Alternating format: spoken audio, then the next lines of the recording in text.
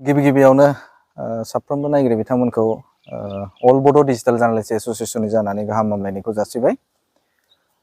दिनै चिरां जिल्ला बर' खौरांगिरि हानजा बिथांमोननि जे सेथि गायसन सान आरो बे सेथि गायसन सानखौ बिथांमोना खोब गाजा गोमजायै नैबे रुनिकाटानि सिङाव थानाय नैबे रुनिकाटा ब्लक बेवहाय बिथांमोना खोब मोजां हाबाफारिजों बिथांमोना मावफुंदों। फुंबिलि समाव बिथांमोना फ्लेग दैखांनाय हाबाफारि बेखौ बिथांमोना मावफुंदों। बेनि उनाव मुंख्लंफोरनो बिबार बावनाय बे हाबाफारिखौबो बिथांमोना मावफुंलांबाय आरो हाबाफारि बायदियै बिथांमोना जे चिरां जिल्ला बर' खौरांगिरि हानजा जे बे हानजानि दिखां जाना थानाय जे मावसुमा बिबानगिरि बिथांमोनखौ बिथांमोना दाफामफिननाय बे हाबाफारिखौ बिथांमोना लादों। आरो लोगोसेनो बे हाबाफारियाव आङो अल बड' डिजिटल जार्नालिस्ट एसोसिएशननि जानानै बेवहाय बाहागो लाफैदों आरो बाहागो लानो मोननानै खोब गोजोननायखौ मोनदों आरो बिथांमोननि जे इउनिटि बे इउनिटिखौ नुनानै आं जोबोद गोजोनदों। लोगोसेनो बेखौ फोरमायगोन जे बिथांमोना साफ्रोमबो जे खौरांगिरि बे खौरांगिरिफोरा लोगो नांनानै बिथांमोना फैयै खौसेथिनि गेजेरजों बिथांमोना 1 बोसोर आबुं जाबाय। आं बिथांमोननिसिम आंनि गोसो गोरबोनिफ्राय अल बड' डिजिटल जार्नालिस्ट एसोसिएशननिफ्राय गाहाम हामलायनायखौ जासिबाय।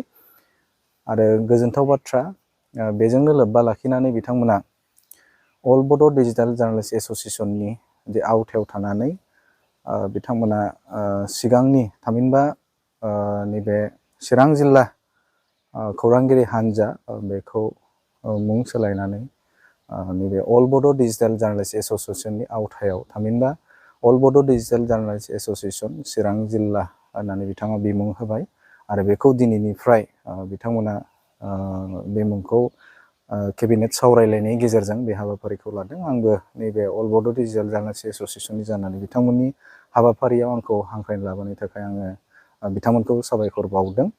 आं मिजिंथिदों बिथांमोना फैबाय थानाय समाव बिदिनो इउनिटि खौसेयै थानानै बिथांमोना खामानि मावगोन आरो बिथांमोना गोजाम थाखानाय जे आफादगिरि हिसाबाव निजोम बर' बिथाङा दङ, गाहाय नेहाथारि महराव फाखन गयारि बिथाङा दङ आरो गोबां दैदेनगिरिफोरखौ लानानै बिथांमोना बेखौ दैदेननो थाखाय सिगांदों। थ' बिथांमोननि इयुनखौ आङो हास्थायदों। अल बड' डिजिटल जार्नालिस्ट एसोसिएशनआ दिनै गिबि खेबनि थाखाय चिरां जिल्लायाव नैबे जिल्ला जेखौ बेखौ दानाय जाबाय। फैबाय थानाय समाव नैबे बाक्सा जिल्लाखौबो जोङो नैबे अल बड' डिजिटल जार्नालिस्ट एसोसिएशननि जे जिल्ला बेखौ दाफुंनाय जागोन। लोगोसेनो उदालगुरि थागोन, बेनि उनाव क'क्राझारखौ जों दाफुंनाय जागोन। थिग बेबायदिनो बिटिआर हालामनि गंफ्रोमबो जिल्ला बे जिल्ला खोन्दोआव जोङो अल बड' डिजिटल जार्नालिस्ट एसोसिएशनखौ दाफुंनो थाखाय जोङो थियारि।